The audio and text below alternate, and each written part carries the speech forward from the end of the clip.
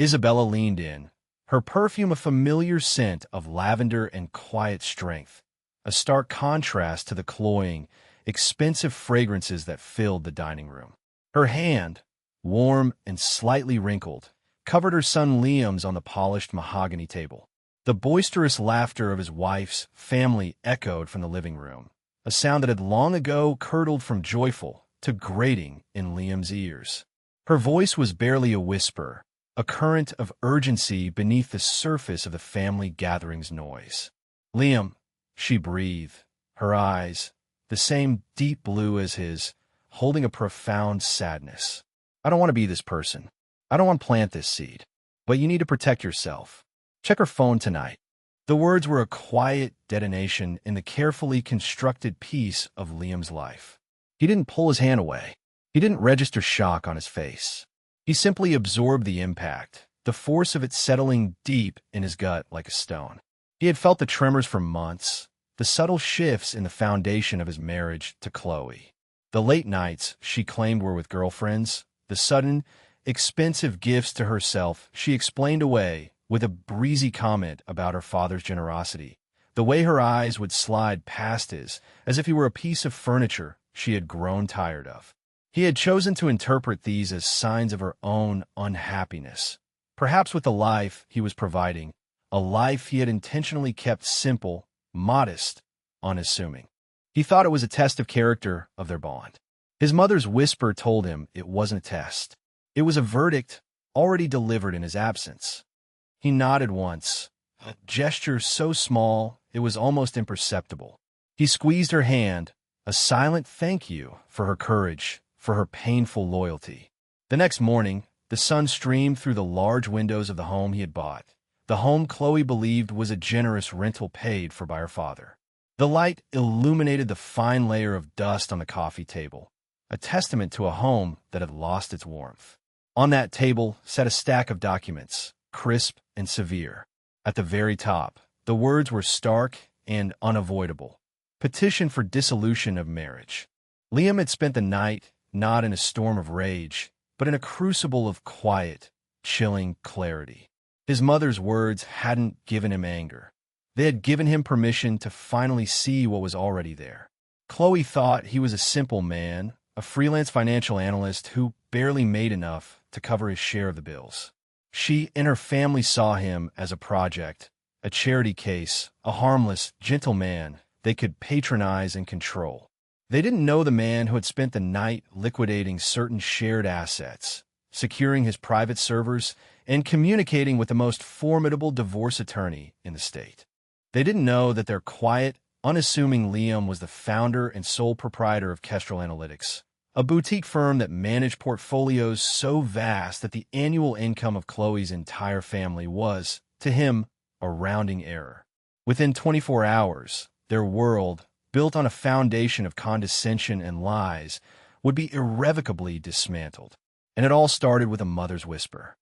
This story is about what happens when the people who are supposed to love you most see you as least. It's a tale of quiet strength and the devastating power of underestimation. If you've ever felt overlooked or undervalued, this story is for you. Let me know in the comments where you're watching from. I love to see how far these stories travel. And if you enjoy what you're about to hear, please consider liking this video and subscribing for more tales of justice and vindication. Now, let's go back to the beginning of the end. The beginning of the end was, as it so often was, a Sunday dinner at the Harrison estate. The home of Chloe's parents, Richard and Eleanor, was less a house and more a monument to dynastic ambition. It was a sprawling colonial edifice of white columns and perfectly manicured lawns, a place designed to intimidate rather than welcome.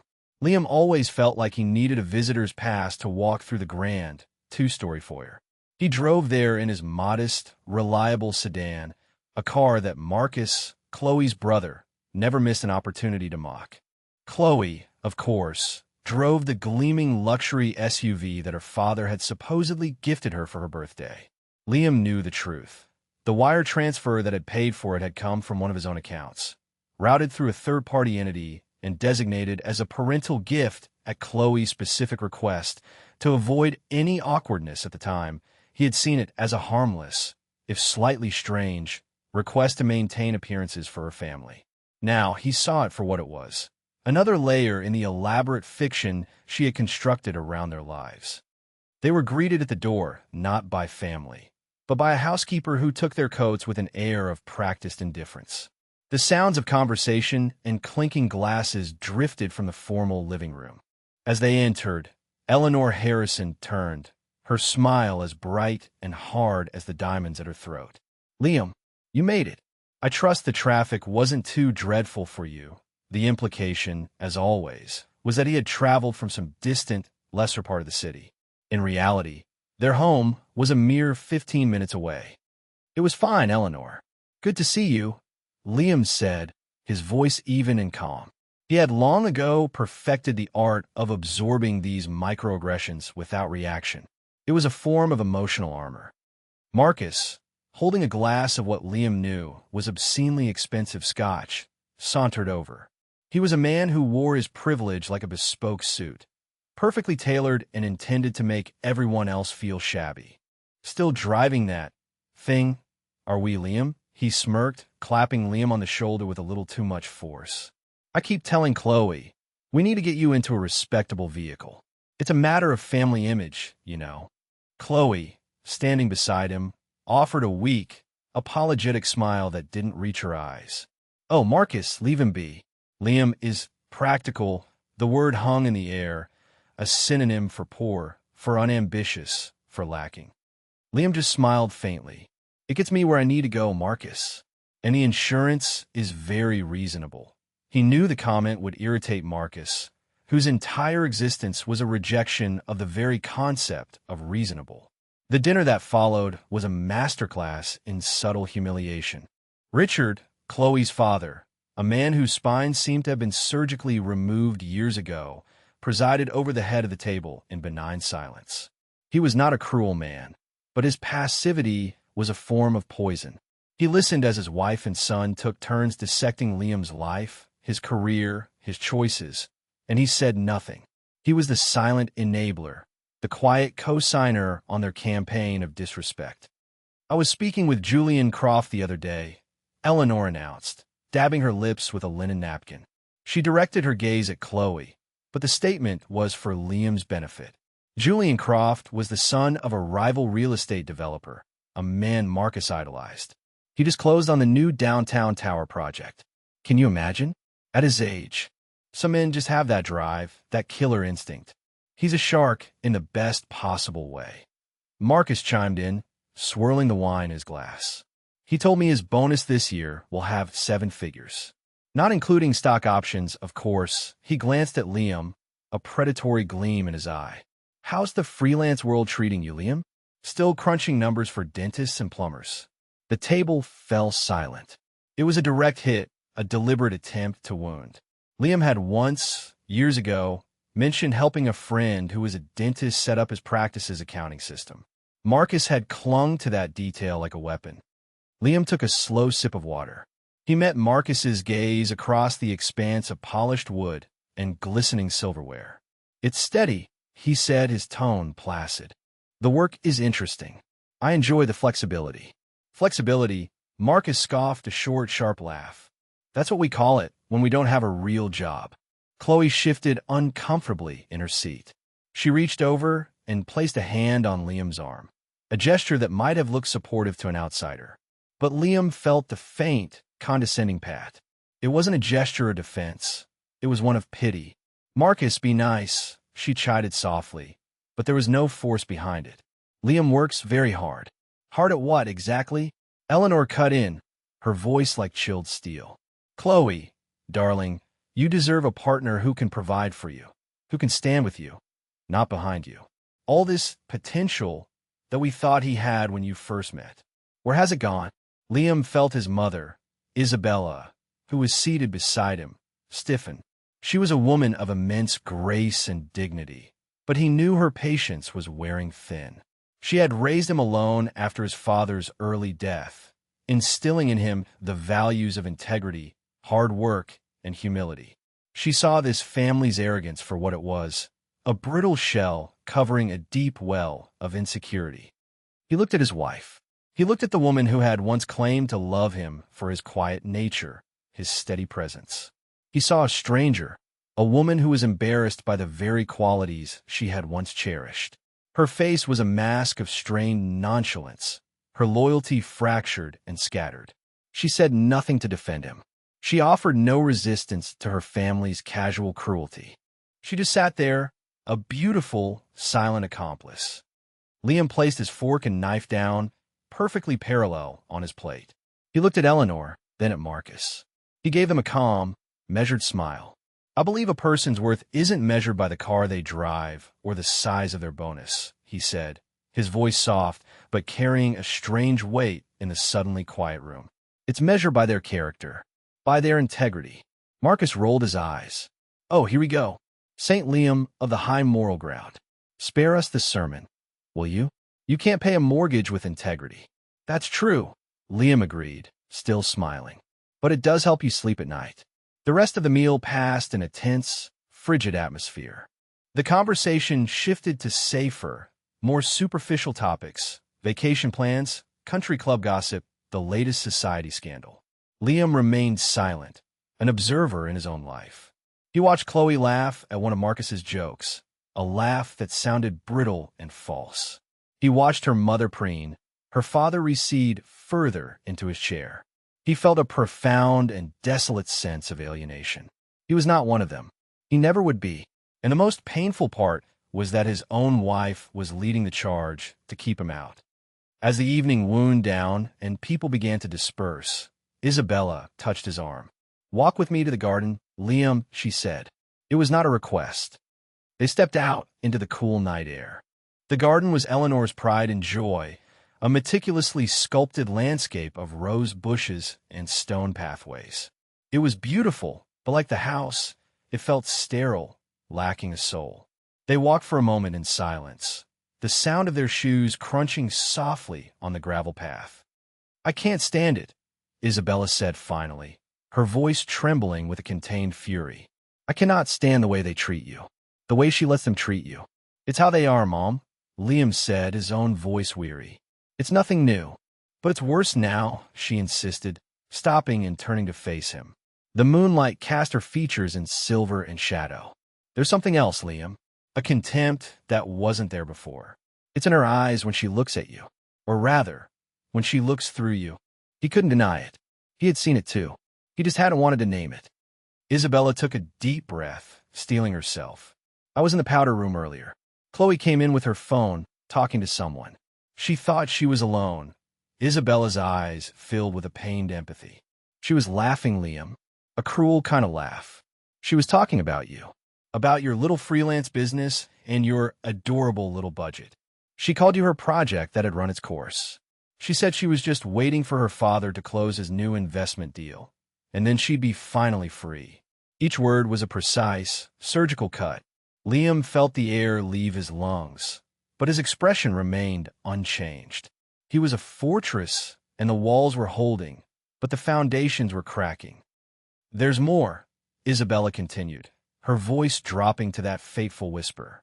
"The person on the phone, I think it was a man. She called him Jules. She said she couldn't wait to see him tomorrow. Then she said something about how gullible you were, how you'd never suspect a thing. Jules, Julian Croft, the shark, the man with the 7-figure bonus." It all clicked into place with sickening precision.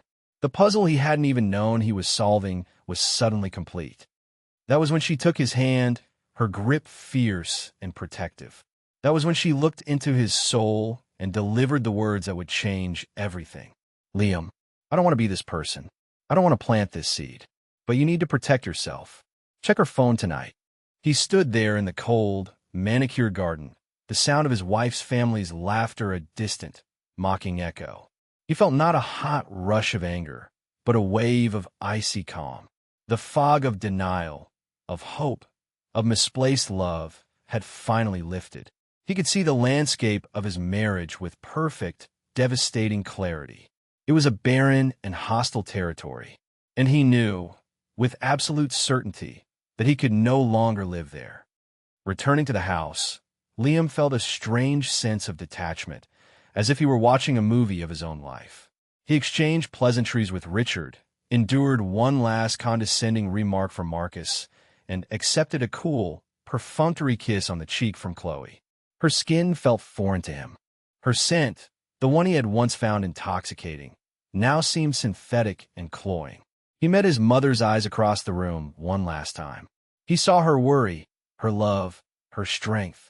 He gave her a slight nod, a silent promise that he would be okay, that he would, as she said, protect himself. The drive home was silent. Chloe was engrossed in her phone, her thumbs flying across the screen, a small, secret smile playing on her lips. The light from the screen illuminated her face, making her look like a stranger.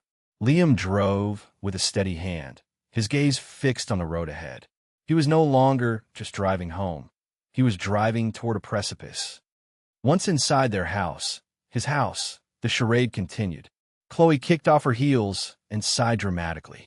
God, my family can be so much sometimes. I'm sorry about Marcus, honey. You know how he is. I do, Liam said, his voice devoid of emotion. He hung his coat in the closet. I'm a little tired. I think I'll turn in early. Okay, she said, her attention already back on her phone. I'm just going to unwind with a glass of wine and catch up on some emails. He knew she wasn't reading emails. He knew she was talking to Jules. The thought didn't even sting anymore. It was just a fact, a data point in a new and terrible equation. In their bedroom, he changed his clothes, moving with a deliberate, quiet economy of motion. He lay in bed, the sheets cool against his skin, and stared at the ceiling. He could hear the faint murmur of the television downstairs, the occasional soft laugh from Chloe. He was a man suspended in time, caught in the final moments before a controlled demolition. He had to decide whether to push the plunger. His mother's words echoed in his mind. Check her phone. It felt like a violation, a betrayal of the trust that was supposed to be the bedrock of a marriage. But what trust was left to betray? It was a ghost, a memory of a thing that had long since died. He was wrestling not with loyalty to Chloe, but with his own code of conduct. He was not a man who snooped, who pried. He was a man who communicated, who trusted, but the man he was had been played for a fool. The rules he had lived by had been used against him. To continue playing by those rules was not noble. It was self-destructive. Hours passed. The house fell silent. He heard Chloe's footsteps on the stairs, the soft click of the bedroom door. She moved around in the darkness, getting ready for bed, assuming he was asleep. She placed her phone on her nightstand, the screen glowing for a moment before fading to black. He heard the soft rustle of sheets as she slid into bed, turning her back to him. Within minutes, her breathing evened out into the slow, steady rhythm of sleep. Liam lay perfectly still, his heart a steady, heavy drum in his chest. This was the moment. He could roll over, go to sleep, and pretend his mother had never spoken those words. He could continue to live in the comfortable fog of denial, accepting the scraps of affection Chloe threw his way, enduring the casual cruelty of her family. He could be the practical man, the project, the harmless fool. Or he could become someone else. He could become the man who faced the truth, no matter how ugly. The man who, as his mother had said, protected himself. Slowly, carefully, he pushed back the covers. The air in the room was cool on his skin.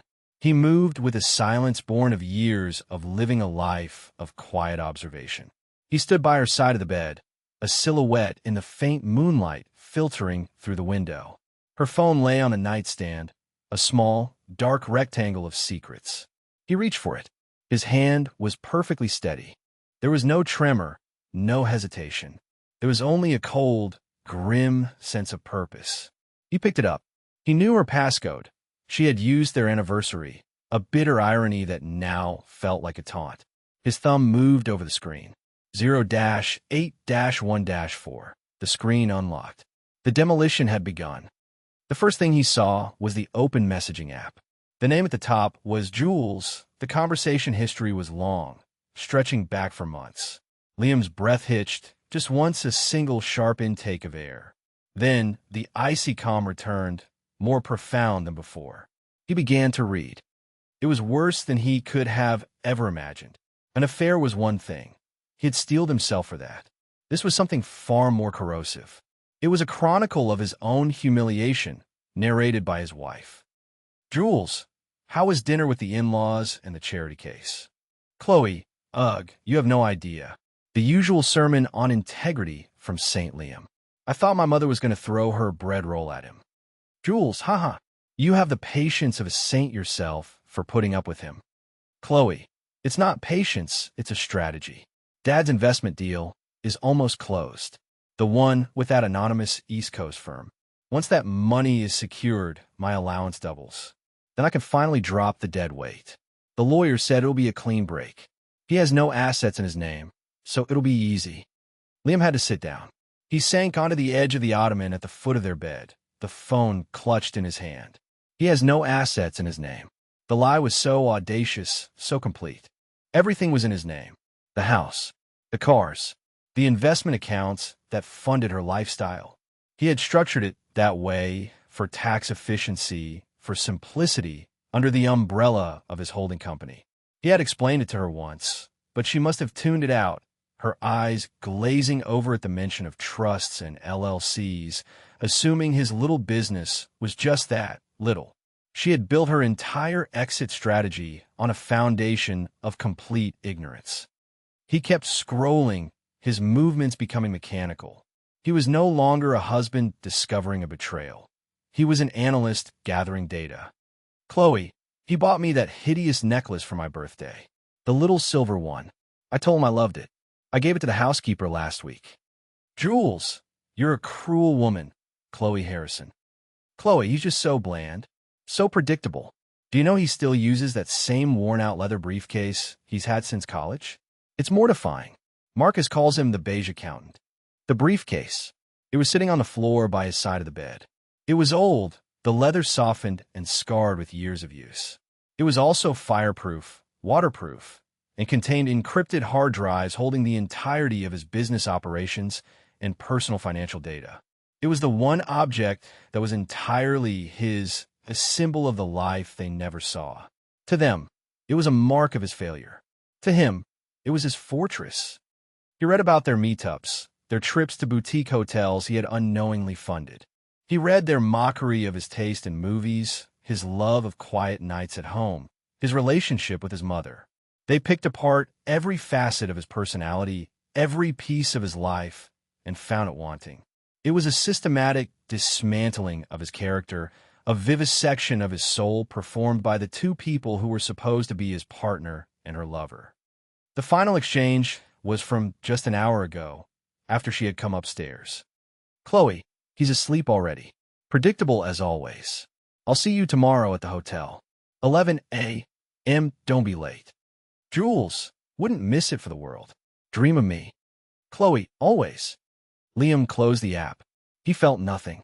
Not rage, not sorrow, not despair. It was as if a switch had been flipped inside him, turning off all the messy, painful emotions and leaving only the cold, hard machinery of logic. The betrayal was so complete, so absolute, that it had burned away any remaining love, leaving behind only the ash of what used to be. Chloe wasn't just unfaithful. She was his enemy. She had been actively working against him, conspiring with her family and her lover to strip him of his dignity, and then, she believed, his assets. He placed the phone back on a nightstand, exactly where he had found it. He moved back to his side of the bed and slid under the covers. He lay there, staring into the darkness, but he was not seeing the bedroom. He was seeing a chessboard. He saw all the pieces, all the players. He saw their moves, their strategy, their arrogance. And for the first time, he saw his own path to victory with absolute, crystalline clarity. They thought he was a pawn, easily sacrificed. They were about to find out he was the king. He did not sleep. The rest of the night was not for rest. It was for work. He slipped out of bed again, this time for good.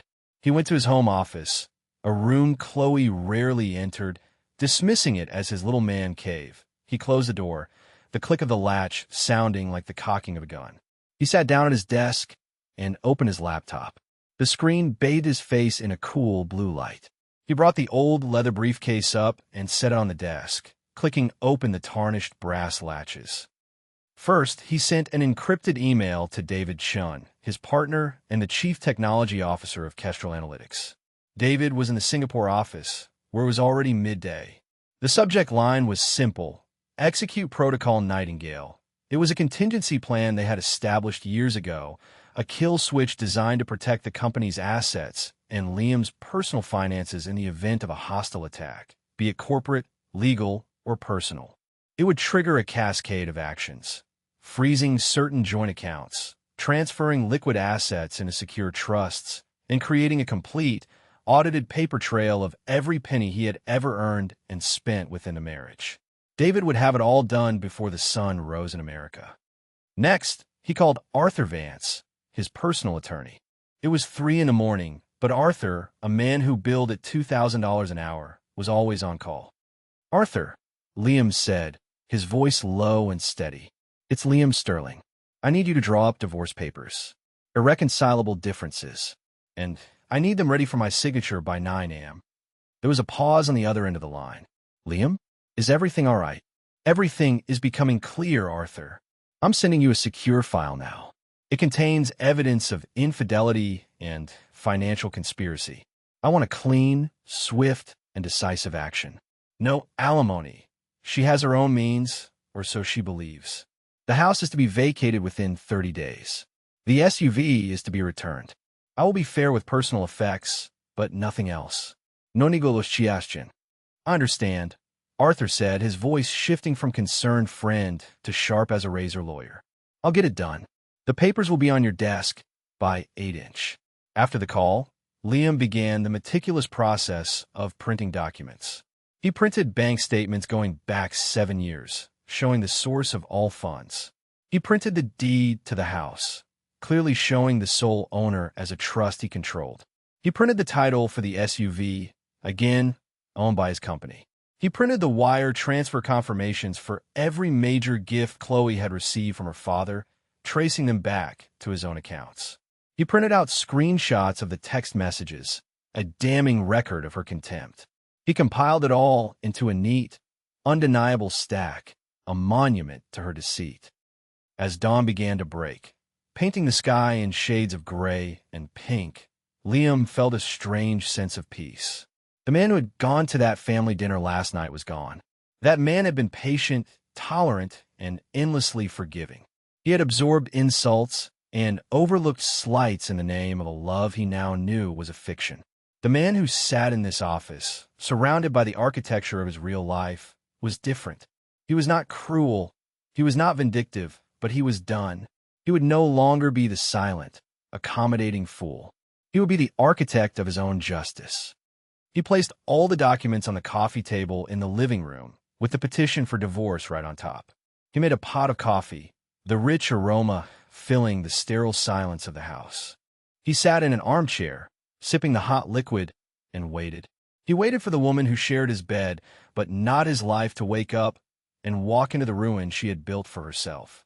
The quiet before the storm was over. The storm had arrived.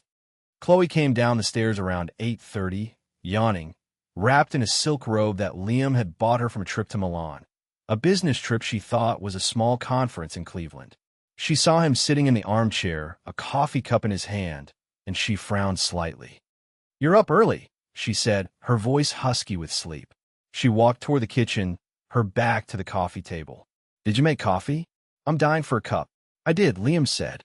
His voice was calm, but it had an edge to it she had never heard before. It made her pause. She turned around, her eyes still clouded with sleep. And then she saw it, the stack of papers on the table.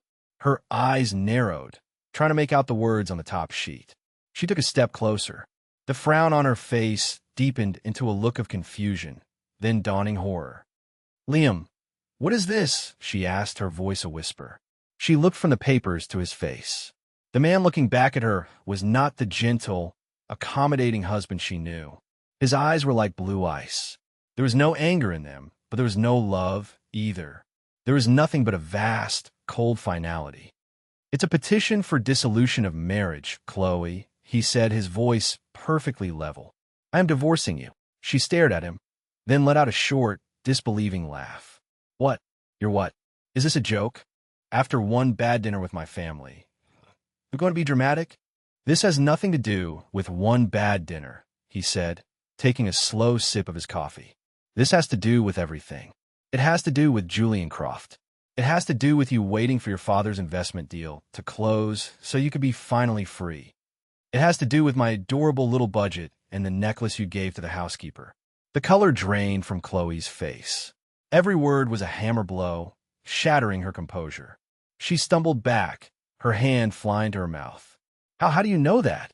Your phone, he said simply. You should be more careful with your exit strategies. She sank onto the sofa, her robe falling open slightly. She looked utterly broken, her arrogance and confidence stripped away, leaving only a raw, panicked fear. Liam, no, you don't understand. It was just talk. Stupid talk. I was just venting. Was it stupid talk when you met him at the Hotel Vancouver last month? Or the month before that? He asked, his voice still unervingly calm. Was it venting when you conspired with him to wait until you had secured more money from your father before leaving me with, and I quote, nothing? Please, she whispered, tears now streaming down her face. Liam, please, we can fix this. I love you. I was stupid. I was so stupid. It meant nothing. Love, Liam said, and for the first time, a flicker of emotion crossed his face. Not anger, but a profound, weary sadness. You don't love me, Chloe. You tolerated me. You pitied me. And you fundamentally misunderstood me. He gestured to the pile of papers. Underneath the petition, you'll find the deed to this house. It's in my name. You'll find the title to your SUV. It's in my company's name. You'll find the bank statements showing that every lavish gift, every vacation, every dollar of your allowance for the past 5 years has come directly from me, from my little freelance business. Her head snapped up, her eyes wide with disbelief. What are you talking about? My father. Your father hasn't given you a significant amount of money since our wedding day, Liam stated flatly. I have been your sole source of support. I did it quietly because I thought you loved me for who I was, not for what I had. I wanted us to build a life on something real. It seems I was the only 1 inch. He stood up, placing his coffee cup on the table with a soft click. My lawyer will be in touch with yours.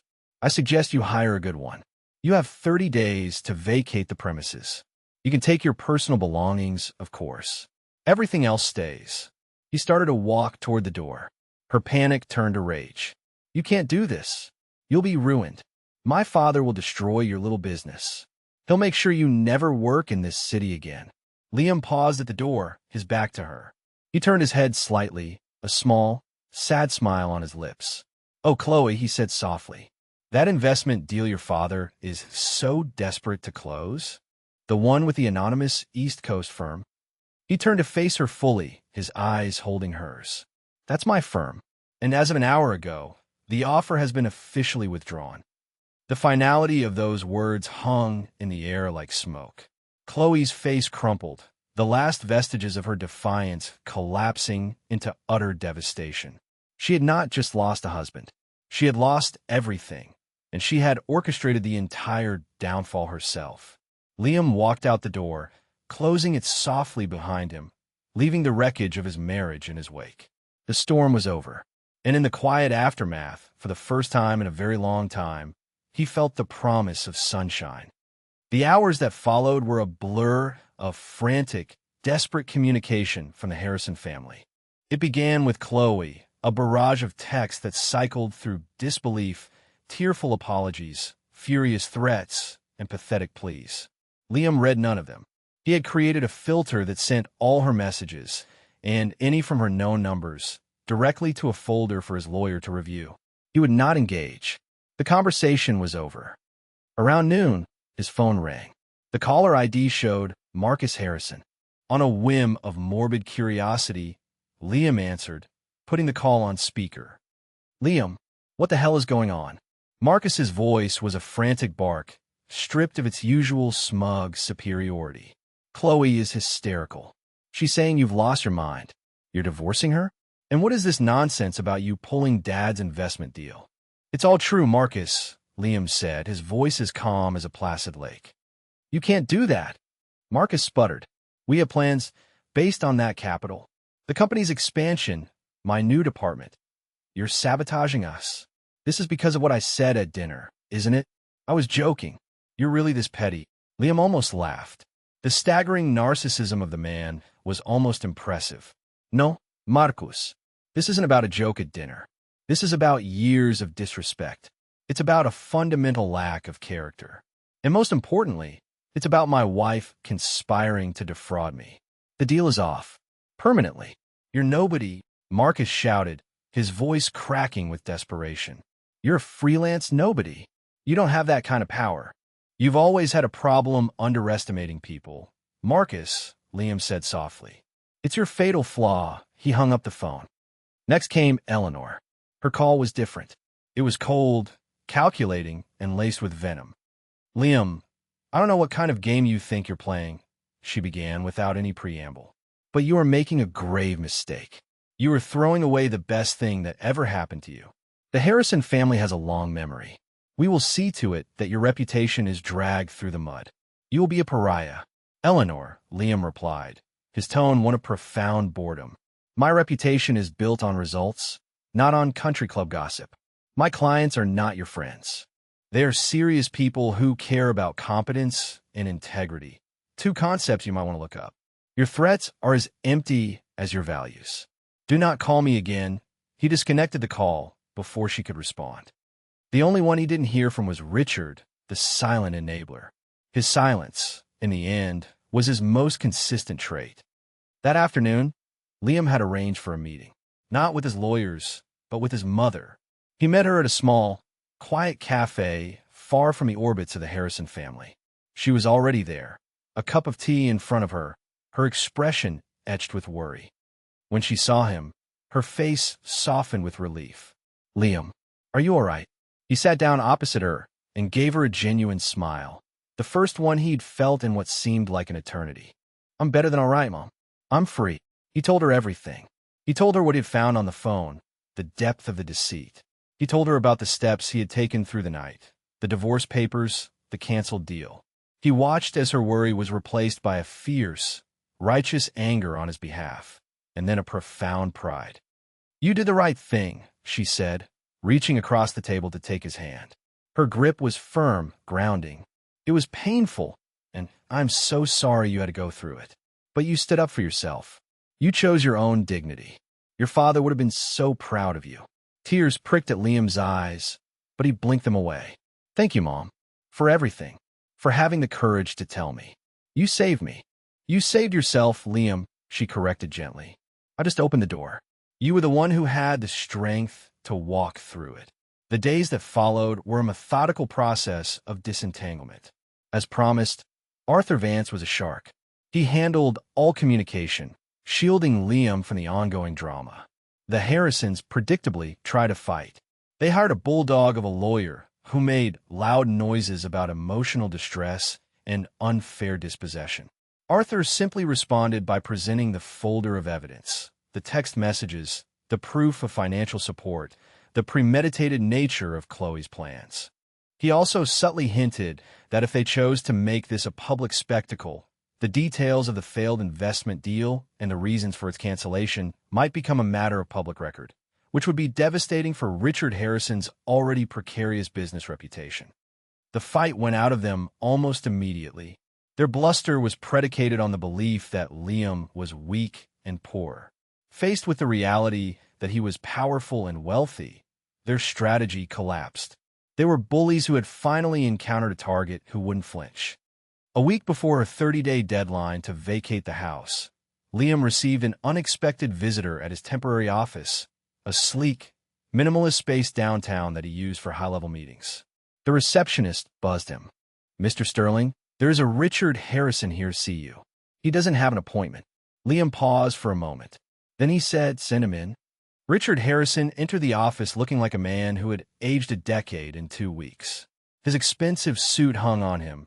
His shoulders were slumped, and the confident air of the patriarch was gone, replaced by a deep, weary shame. He looked around the office, at the panoramic city views, the original artwork on the walls, the quiet hum of immense success.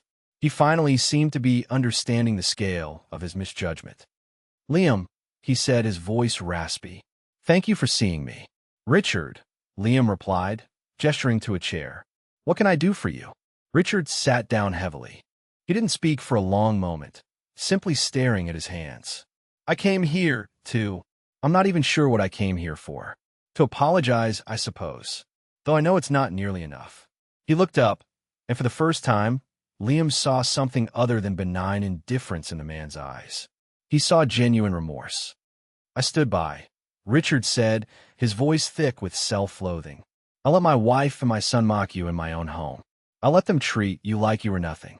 I saw the way Chloe was changing, the way she looked at you with disdain. And I did nothing. I said nothing. I was a coward. I was more concerned with keeping the peace in my own house than with defending a good man. The man my daughter was married to." Liam listened, his expression unreadable. "I have lost everything," Richard continued, his voice breaking. "The deal, that was our last chance. The business is going under. We'll have to sell the house. Marcus, he's lost. He doesn't know how to function in a world that doesn't bend to his will. And Eleanor, she is a ghost in her own home, mourning the loss of her status." He shook his head. "It's a hell of our own making. I see that now." He finally met Liam's gaze directly. "I'm not asking for your forgiveness. I don't deserve it. And I'm not asking you to reconsider the deal. That would be obscene. I just wanted you to know that I see it. I see what we did, what I allowed to happen. And I am truly, deeply sorry for the part one played in your pain." It was the most honest thing Liam had ever heard him say. He saw a man stripped of his privilege, forced to confront the moral bankruptcy of his own life. "Thank you for that, Richard," Liam said, his voice softening slightly. "It means something to hear you say it." He stood up, signaling the end of the meeting. "I wish you well. I truly do. I hope you can find a way to rebuild." Richard nodded. "The broken man. I doubt we can. But we will have to live with the consequences. Goodbye, Liam. And thank you." As Richard left, Liam felt a sense of closure. He felt no pleasure in the man's ruin, only a quiet confirmation that justice, in its own way, was a natural force. Like water, it eventually finds its level. The Harrisons had built their house on a foundation of sand, and now the tide had come in.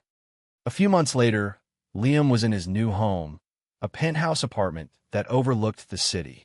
It was his space, filled with his books, his music, his quiet. It was a home, not a stage. His mother was with him, helping him hang a painting. "I heard from a friend," she said casually, handing him a nail, "that Chloe is living in a small apartment downtown, working as a receptionist at an art gallery." Liam hammered the nail into the wall. "I hope she's okay." He meant it. His anger had long since faded, leaving behind only a scar and a lesson. And Marcus is working for his father, trying to salvage what's left of the business. Apparently, it involves a lot of actual work. He's not taking it well. Liam hung the painting, a beautiful abstract landscape of blues and grays. He stepped back to admire it. People eventually get what they deserve, I suppose. Not always through punishment, but through consequences. They got a life that reflects their own character. "And you?" his mother asked, her eyes searching his. "What have you gotten?" Liam looked out the vast window at the sprawling city lights. He felt a profound sense of peace, of rightness. He had lost a marriage, but he had reclaimed himself. He had been underestimated, disrespected, and betrayed. But he had endured, and he had acted not with vengeance, but with integrity. He had protected himself, just as she had told him to. "I got my life back, Mom," he said, turning to her with a smile. "I got my life back." The story of Liam and the Harrisons became a quiet legend in certain circles, a cautionary tale about arrogance and the danger of judging a book by its cover. Liam's company, Kestrel Analytics, continued to thrive, its success a quiet testament to his brilliance and hard work. He never flaunted his wealth, choosing instead to live a life of purpose and quiet satisfaction. He found that his integrity, the very thing Marcus had mocked, was indeed the most valuable asset he possessed. It couldn't pay a mortgage, perhaps, but it could build a life. A real one. What this story teaches us is that true strength isn't about loud displays of power or wealth. It's about the quiet dignity with which we carry ourselves, the integrity we maintain in the face of disrespect, and the courage to act when our boundaries are crossed. The world is full of people who will try to define you by their own limited perceptions. They will see your kindness as weakness, your humility as a lack of ambition. But your worth is not determined by their judgment. It is determined by your character. In the end, the most satisfying victories are not those won with rage, but those achieved with quiet, unshakable resolve. Thank you for joining me on this journey. What part of Liam's story resonated with you the most? Let me know in the comments below. Your stories and insights are what make this community so special. If you found value in this tale, please don't forget to like this video and subscribe to the channel for more stories of vindication and moral clarity. Until next time, remember to honor your own worth, even when others fail to see it.